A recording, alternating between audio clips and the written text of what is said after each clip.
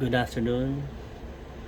Today I will demo our software-based web application system. You can either use your computer, laptop, or a cell phone. In this setup, we have the RFID card reader attached to the cell phone. We have the key fob, and we have the RFID cards for the charging buoy, battery, unit, and driver. So first we must go to our website for the software, or simply scan the QR codes. Try natin. Scan natin yung QR codes. And it will show you the address. Then tap the address.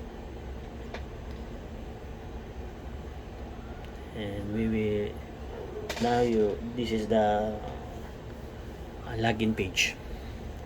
So since we are using the RFID cards reader, tap to proceed to RFID logins. Para tap na lang tayo ng tap. Then before we proceed, we can try this key fobs. Pag unauthorized ka, hindi ka makakapasok. Let's try.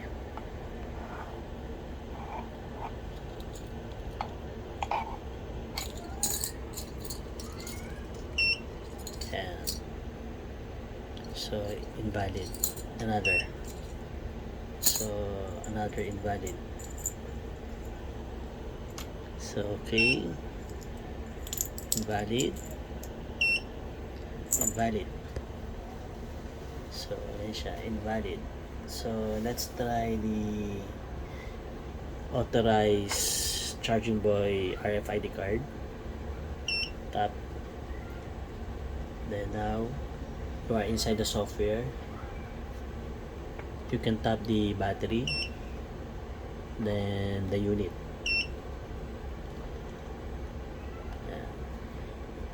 If you have an incomplete data, it will not proceed.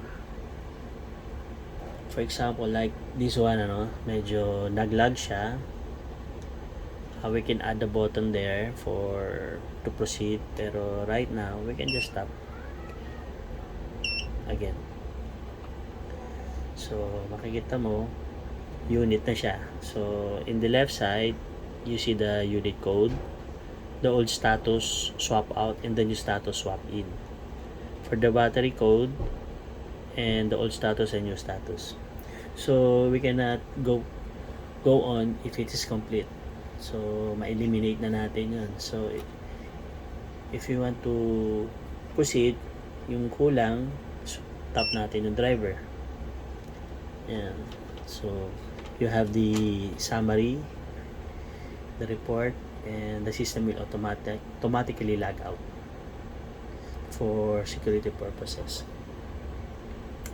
And so we can log in again for the charging buoy, the battery. So napapansin nyo kanina, ang value niyan is swap out. Tap nyo lang ulit. Ayan. So the old status ngayon is swap in, and the value for now is swap out. Then let's try the unit. So yun na siya. So once again, we cannot proceed if the data are incomplete. So we must complete the data. And so automatic report and automatic logout. Try natin ulit. The login for the charging buoy. Subukan natin ito. So valid. Let's tap the battery. Kahit interchange yan pwede. the driver. Try natin tap ulit yung battery. So, ano pa rin, ganun pa rin kasi wala namang ano yan eh. Then, the unit.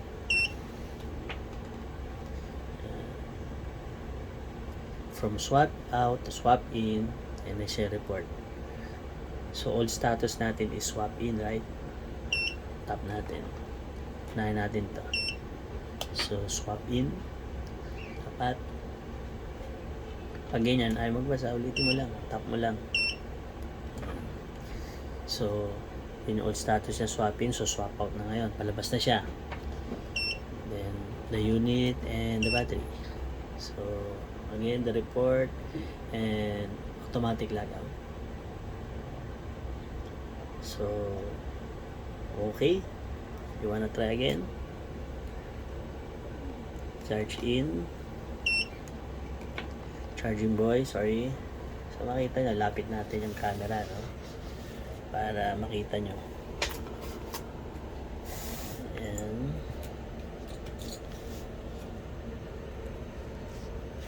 And the battery. So, ayan, makikita nyo siya kanya. Log in siya, di ba?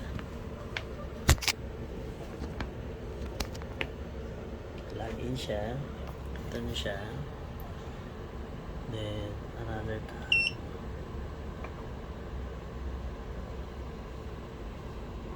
So, battery pala again yun. Then, unit tayo.